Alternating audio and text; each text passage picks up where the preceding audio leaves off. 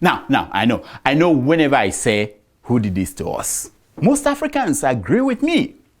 But there was one that was so outrageous that 100% of people agreed. Watch. Anybody that die as a football star shall go to hell. Write it down. I'm not forcing you to believe me. Just hear and keep it. I'm not forcing you to believe. If your child here becomes star in ball, your brother becomes star in ball, automatic certificate to hell. Yes, I know. She went where nobody had ever gone before and came out alive. She touched Africa's greatest pastime, football. How dare you, madam? How dare you that they will go to hell? How dare you? Now, I was happy that most people who saw the video wondered why those people in the congregation did not get up and leave. I would have left. You know. Now, they wondered which kind of human beings stay in such a church and listen to such nonsense. Now, we can show you where your favorite preacher, pastor, said outrageous things like that. Name them. Bishop Oyedepo, Pastor Enoch Adeboye, Justice Johnson Suleiman, all of them. But there's no need. We may disagree on the degree of the outrageousness of what they said. Let's forget about that. Let's just show you that you, me, all of us are all helpless against these merchants.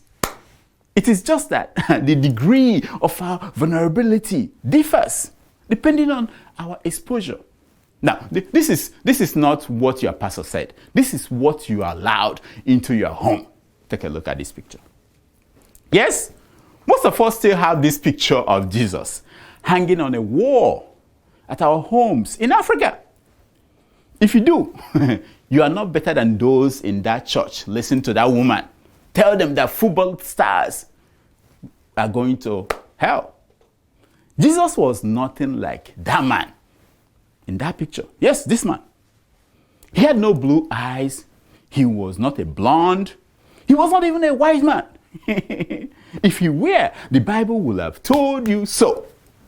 He was just like any other Jewish man of his time. I know that this one will shock you. So many of you in Africa, yes, Europeans who drew that picture of white Jesus and shared it knew what they were doing. It wasn't harmless, as many of you think. It was the very foundation of white supremacy, the ideology, and the womb where racism came out from. Even Archbishop of Canterbury has called the church to reconsider the image of Christ. I know, look at it. By reconsider, it is a politically correct way of saying, throw that thing away. Throw that thing away. No one knows what Jesus looks like. There was no image of him when he was alive. And the New Testament said nothing about his physical appearance, which was an indication that he was not anything out of the ordinary.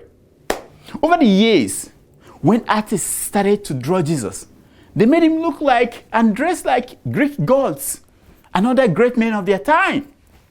Now, before the white man stole Jesus and made him their own, there were pictures of Jesus with Ethiopian features, some of them with Indian features.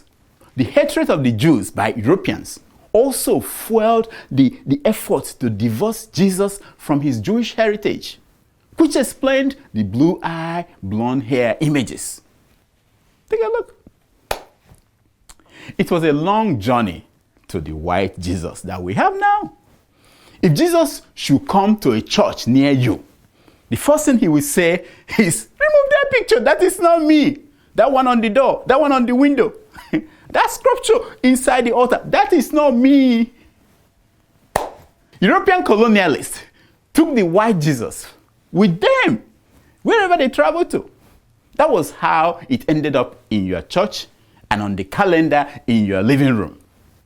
Soon, white men with blue eyes started playing Jesus in movies. It messes up your head in more ways than you know. I know. What concerns you If you are struggling to make a living in a remote part of Africa, what concerns you? It is the same way those people in that woman's church, they were thinking, waiting concern us. As long as he shows us the way to prosperity on earth and eternity in heaven, we're good. As long as she comes to our funeral to pray for us as we make our express way to heaven, we are good.